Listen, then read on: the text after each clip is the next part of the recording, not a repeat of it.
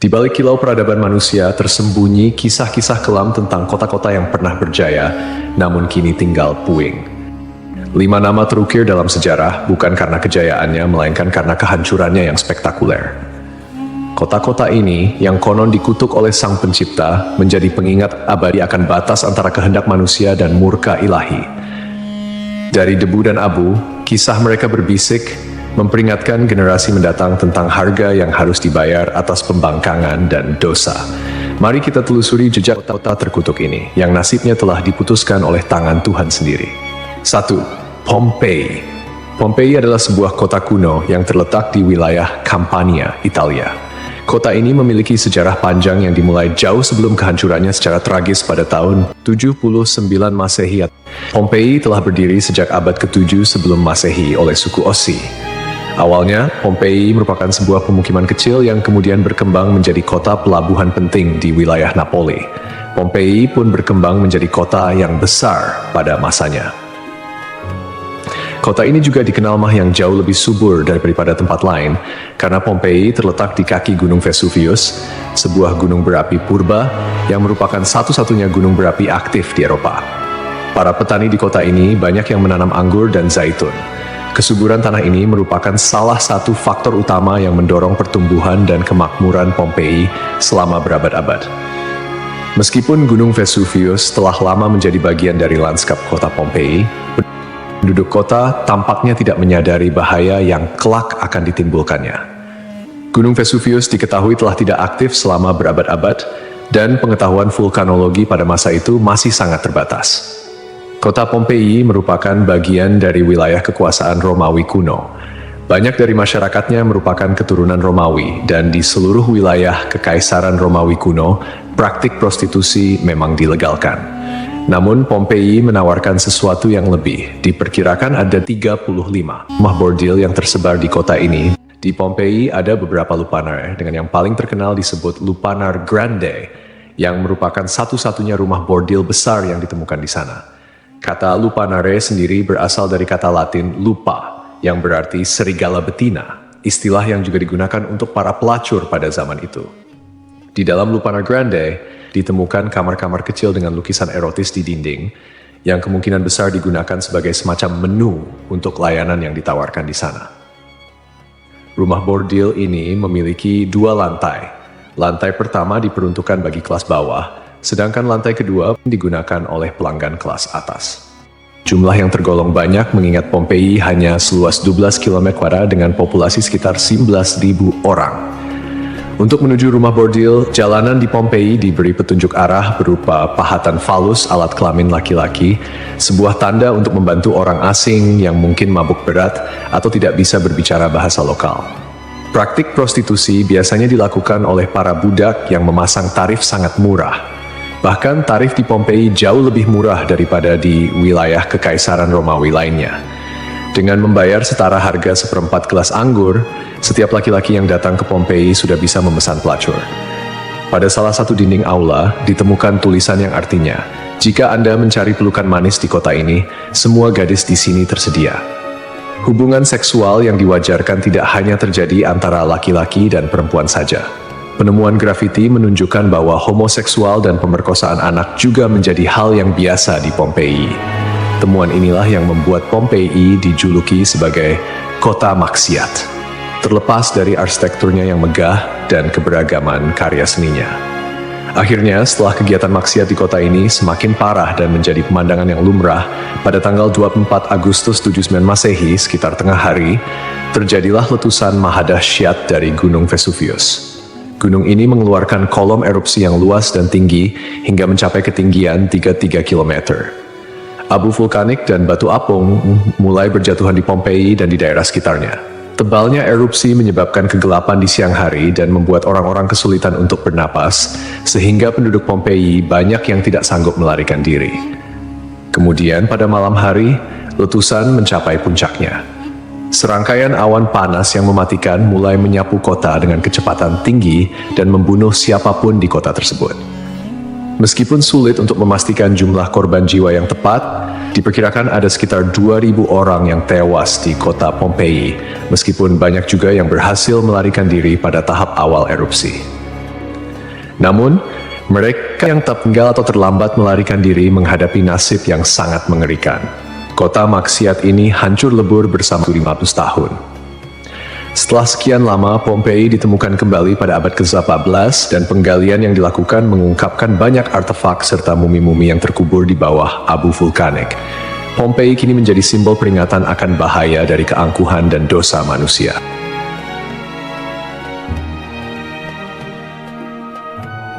Kisah Desa Legetang. Pada suatu hari di Desa Legetang, warga melihat banyak binatang liar berkeliaran di sekitar jalan desa. Binatang-binatang ini, seperti monyet, kera, babi hutan, dan lainnya, bukan berasal dari daerah tersebut. Setelah diselidiki, ternyata hewan-hewan ini berasal dari Gunung Pengamun-Amun, yang berada agak jauh dari Desa Legetang. Kejadian ini membuat warga khawatir dan mereka bermusyawarah untuk menyikapinya. Mereka menyimpulkan bahwa turunnya hewan-hewan dari gunung adalah pertanda akan terjadinya musibah besar. Kepercayaan lokal yang menyatakan bahwa hewan bisa merasakan bencana sebelum terjadi mendorong warga Desa Legetang untuk bertindak cepat. Mereka memutuskan untuk kerja bakti membuat parit di lembah Gunung Pengamun-Amun sebagai upaya antisipasi bencana, khususnya longsor. Desa Legetang terletak di dataran tinggi Dieng, Kecamatan Batur, Kabupaten Banjarnegara, Jawa Tengah. Desa ini dikenal dengan tanahnya yang sangat subur, bahkan lebih subur dibandingkan desa-desa lainnya di sekitarnya. Sebagai contoh, jika semangka yang ditanam di desa lain hanya mencapai berat sekitar 6 kg, semangka yang ditanam di Legetang bisa mencapai 10 hingga 12 kg. Setelah parit selesai dibuat, kehidupan di desa kembali normal. Desa Legetang adalah desa yang makmur, hanya sedikit orang miskin di sana. Banyak saudagar kaya yang hidup mewah dan uang sering dihamburkan untuk hiburan. Setiap malam, mereka sering berjudi dan mengadakan berbagai hiburan yang tidak pantas, seperti kesenian lengger yang kadang berujung pada tindakan asusila. Kesenian ini yang hanya dilakukan di desa tersebut menjadi simbol betapa jauhnya masyarakat desa ini dari nilai-nilai agama dan moral. Setiap malam, penduduk Desa Legetang terlibat dalam berbagai bentuk kemaksiatan, termasuk perjudian, mabuk-mabukan, dan seks bebas. Mereka yang tidak terlibat dalam perilaku ini tampaknya membiarkannya, seolah-olah itu adalah hal yang wajar. Beberapa sumber melaporkan bahwa tingkat kemaksiatan di desa ini sangat tinggi, dengan beberapa laporan ekstrem seperti hubungan seksual antara anak dan ibu kandung. Desa Legetang mengalami hujan yang sangat lebat. Cuaca ekstrem ini disertai dengan petir yang menyambar-nyambar dan suara guntur yang menggelegar di langit yang gelap. Tiba-tiba, terdengar suara ledakan yang sangat keras yang dapat didengar hingga ke desa-desa di sekitarnya. Bukan paginya, setelah badai reda, penduduk desa-desa tetangga terkejut mendapati bahwa Desa Legetang telah tertimbun tanah dari puncak Gunung Pengamun-Amun. Tragedi ini menelan korban jiwa 351 orang, termasuk bayi dan balita. Hanya satu orang yang berhasil selamat, yaitu seorang pemuda bernama Suhuri yang sedang berada di luar desa saat kejadian. Secara logika, sulit untuk memahami bagaimana Desa Legetang bisa tertimpa longsoran dari puncak gunung yang jauh dan terpisah oleh lembah serta perkebunan. Penduduk desa telah membuat parit sebagai antisipasi terhadap longsor, tetapi bencana ini tampaknya melibatkan fenomena yang tidak bisa dijelaskan dengan mudah. Ada yang berpendapat bahwa kejadian ini adalah azab dari Allah, karena tidak dapat dipahami secara rasional. Ashabul Ras. Ashabul Ras adalah sebuah kaum yang hidup pada zaman dahulu.